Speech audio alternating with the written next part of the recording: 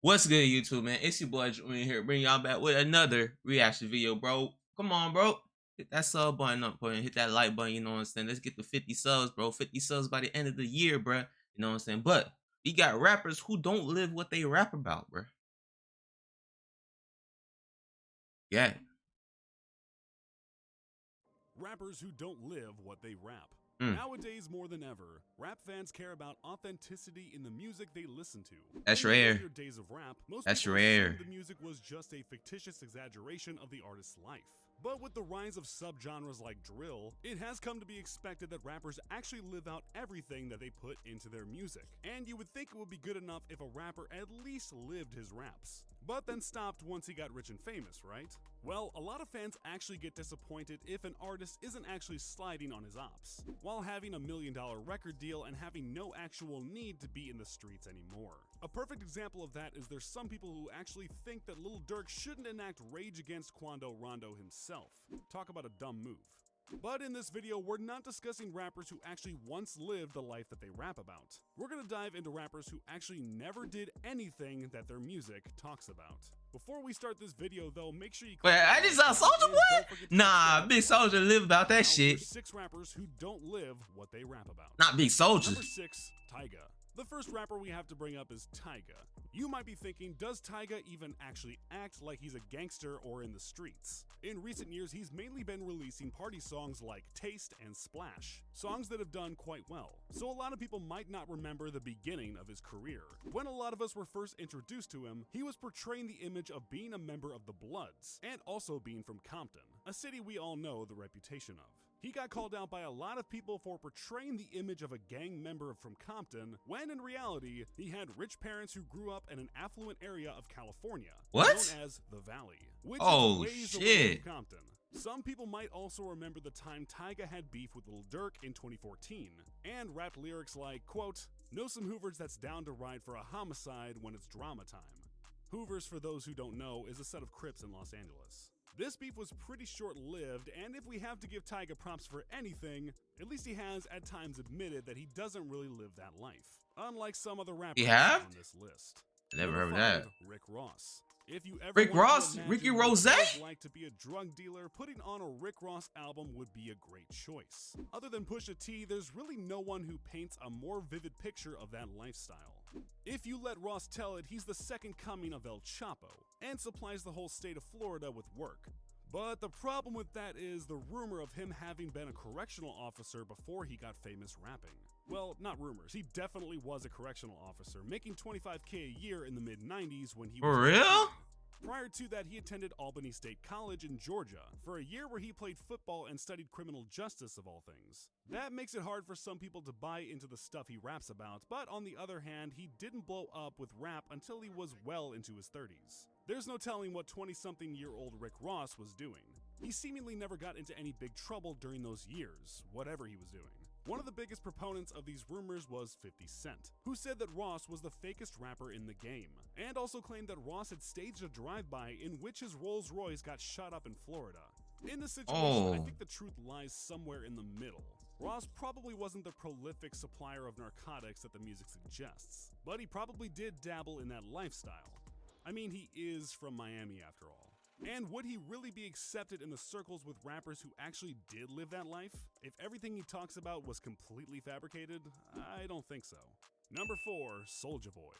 Hate him or Big Soulja? Souljaboy has done a Big Soulja? keeping his name buzzing for quite a long time, considering he's been famous since about the mid-2000s. We always hear him doing something no other rapper— I'm the first rapper to do this. I'm the first rapper to do that. But what he seems to make the headlines the most for is beefing with other rappers. When you think about it, Soulja has had beef with more rappers than almost anyone. He's sent shots at Chief Keef, Chris Brown, Lil Yachty, Migos, and that's just naming a few. He's usually the aggressor in these situations and acts like he's willing to resort to violence to solve any disputes they may have. For real? And if you listen to his music, you know it's no different. I mean, the guy's nickname is literally Big Draco. Throughout his career, Soulja has claimed many gangs. Early on, he was GD. At one time, he claimed to be a member of the Compton Piru Bloods. Wait, what? Wait, what? Bruce was Gotham. And that begs the question, if he's claiming to be a GD and a blood, where is he actually from? Like, where did he That's grow what up? I'm saying, bro. Like one day he's from Atlanta, one day he's from Los Angeles, one day he's from fucking Chicago. Like, nigga, where you from? The fuck? Nigga, where are you Mississippi, from? Chicago, Atlanta, and Exactly. Compton? If he's claiming those gangs, he must have done something gangster, right? Well, the guy's been famous since he was in high school, and the worst he's gotten arrested for is a death threat. Soulja seems to be the case of someone who thinks that if they act gangster, that they actually are, but no matter how many times he waves a gun at the camera on Instagram, it doesn't seem like anyone actually takes him seriously. And why would you? He got famous from Kiss Me Through the Phone. Number 3, YBN Nahmir.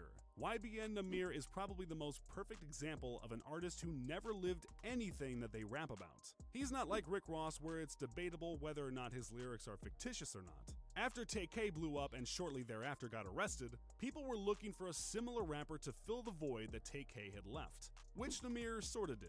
Except Tay was way different because he obviously lived his lyrics. He's literally serving a prison sentence right now.